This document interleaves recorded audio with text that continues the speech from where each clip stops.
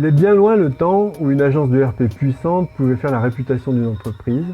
Internet a tout bouleversé et on a eu tendance à dire que la réputation d'une société était ce que Google disait d'elle.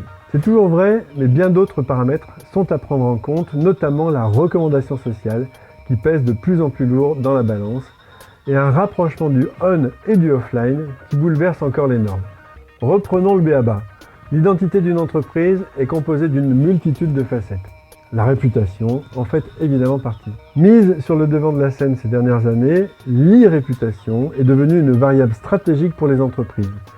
Mais il ne faut pas oublier que ce n'est que la partie visible de l'iceberg. Pour avoir une image juste de la réputation d'une entreprise, il faut aujourd'hui composer avec plusieurs acteurs. Qui sont-ils? Il y en a 6 et ils ont un impact on et offline. Premièrement, vous. Et oui, avant de chercher à savoir qui pense du bien ou du mal de vous, pensez à maîtriser vos messages.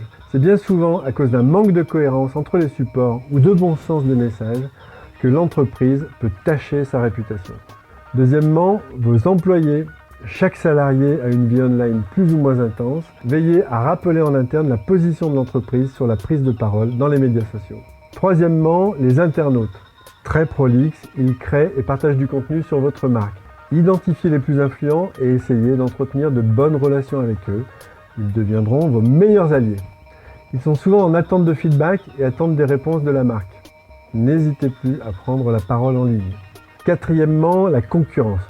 Évidemment, surveillez vos concurrents et leur prise de parole officielle. Mais surveillez aussi leurs employés qui, parfois sans scrupules, peuvent critiquer ou enflammer certains débats sur Internet. Dans ce cas, des recours sont possibles.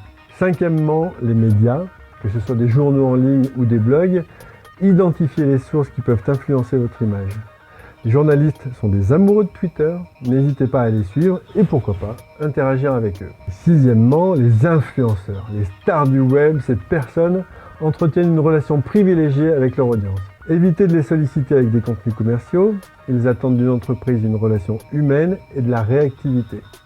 Surveillez-les de près, ils peuvent rapidement faire pencher un débat. Ces 6 segments sont donc à travailler avec plus ou moins d'intensité en fonction de votre organisation et de votre secteur. Alors n'hésitez plus, même sans budget, avec de nombreux outils gratuits, vous pouvez déjà avoir une image plus ou moins précise de votre e-réputation. L'essentiel est de se lancer, d'expérimenter, d'avoir une démarche proactive, car c'est un domaine complexe. Et vous savez, on ne comprend les règles d'un jeu qu'en y jouant.